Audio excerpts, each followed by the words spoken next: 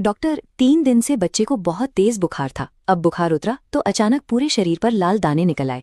ये एक ऐसी स्थिति है जो किसी भी माता पिता को फौरन अस्पताल भागने पर मजबूर कर देती है।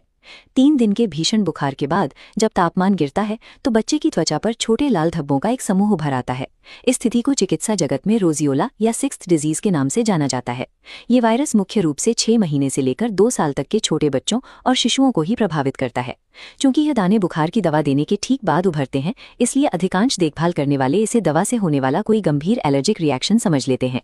जैविक रूप से ये स्थिति एक विशेष पैटर्न का पालन करती है। त्वचा पर इन दानों का दिखना इस बात की पुष्टि है कि इन्फेक्शन का सबसे खतरनाक दौर खत्म हो चुका है और बच्चा पूरी तरह ठीक होने की दिशा में है। बीमारी की शुरुआत बिना किसी चेतावनी के होती है।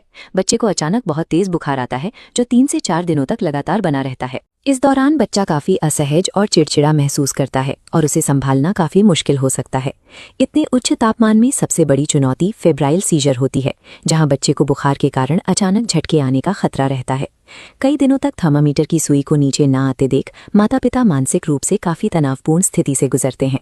इस पूरे चक्र में केवल यही बुखार वाला समय सबसे संवेदनशील होता है। तापमान को सावधानी से नियंत्रित करना ही रिकवरी के लिए सबसे महत्वपूर्ण कदम है। चौथे दिन तापमान अचानक गिरकर पूरी तरह सामान्य हो जाता है। बच्चा अचानक सक्रिय होकर फिर से सामान्य रूप से खेलने लगता है, लेकिन तभी गुलाबी और लाल रंग के दाने तेजी से छाती और पेट से फैलना शुरू करते हैं।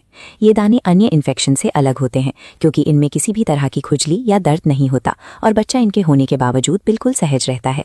ये रैश आमतौर पर 2 से 3 दिनों तक रहता है और फिर बिना किसी उपचार के अपने आप ही गायब हो जाता है। ये दाने असल में वायरस के खत्म होने के बाद शरीर की एक स्वाभाविक प्रतिक्रिया है। ये संकेत है कि इन्फेक्शन अब शरीर से पूरी तरह बाहर जा चुका है। रोजियोला के उपचार में एंटीबायोटिक्स की कोई भूमिका नहीं होती क्योंकि ये पूरी तरह से एक वायरल संक्रमण है। उपचार का प्राथमिक उद्देश्य केवल बच्चे के शरीर के तापमान को नियंत्रित रखना है ताकि बुखार के कारण आने वाले झटकों को रोका जा सके। बुखार को कम करने के लिए डॉक्टरों द्वारा पैरासिटामॉल देने की सलाह दी जाती है। इसके अलावा बच्चे के शरीर में हाइड्रेशन बनाए रखना बेहद जरूरी है ताकि उसका शरीर वायरस से बेहतर तरीके से रिकवर कर सके। हाइड्रेशन के लिए ORS या प्राकृतिक नारियल पानी जैसे तरल पदार्थ सबसे अच्छे विकल्प माने जाते हैं। जहां तक उन दानों का सवाल है, वे बिना किसी निशान के अपने आप ठीक हो जाएंगे, इसलिए त्वचा पर कुछ भी लगाने की जरूरत नहीं होती।